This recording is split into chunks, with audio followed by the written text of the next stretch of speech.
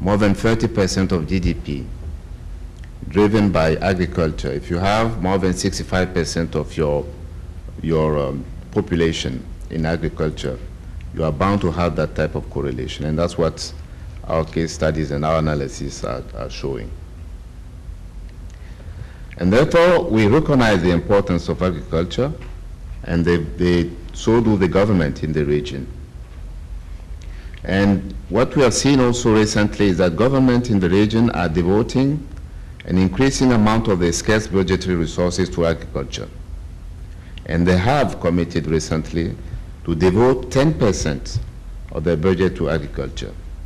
In 2005, close to 4% of total government outlays in sub-Saharan Africa went to agriculture.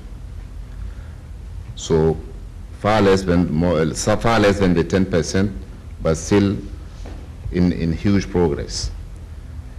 What we have seen is that from the early 2000s, government are spending more than 40% in addition than they used to spend. So there has been progress on that.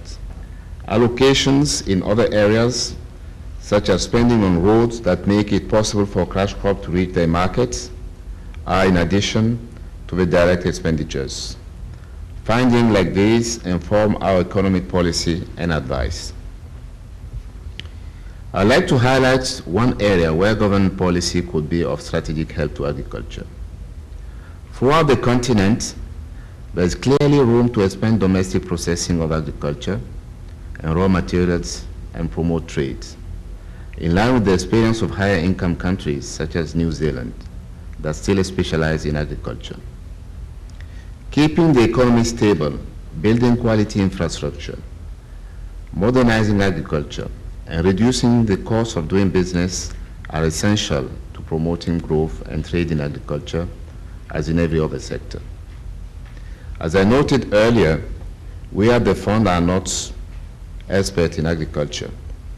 We rely heavily on our colleagues here at the bank and in other international organizations such as the FAO, but also on several bilateral institutions.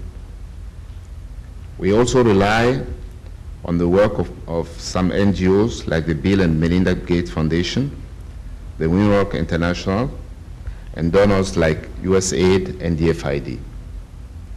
The interest of the private sector is particularly encouraging, and you will soon have the opportunity to hear from some of them here this afternoon. So that's basically what I would like to say this afternoon. I know you have a pretty busy agenda, and I would like, in concluding, to thank again the organizers, and particularly the African Society of the Bank and Fund staff in Washington. Thank you very much.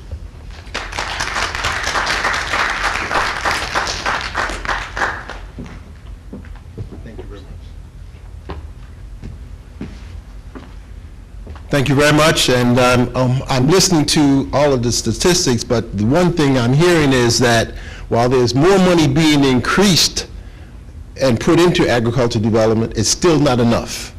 And so hopefully out of this work that we do and our advocacy work, we can help steer our policymakers, our congresspeople and whatnot to put more resources into agricultural development. OB gave us a very clear understanding of what the importance of it, the cost of technology, and all those kind of things. So we're going to continue having that go on, okay? I just want to remind you briefly what our program is. The program is titled A United Approach to Meeting the Millennium Development Goals on Agriculture. The United, from our point of view, includes NGOs, and our next panel will be a panel of NGOs moderated by Ms. Jessica Rockwood. It will also include a presentation from donor organization. Mr. Kristen Foster, Assistant Administrator at U.S. Department of Agriculture is here, and Mr. Ohini Naim from the Country Director for the Africa region from the World Bank will be here. And then we had someone scheduled from the African Development Bank, and I'm not sure that person is here or arrived. No? Could not make it, okay. And then our private sector panel will include people representatives from the World Cocoa Foundation. Tracy Duffy is here. John Lung from Mars Inc.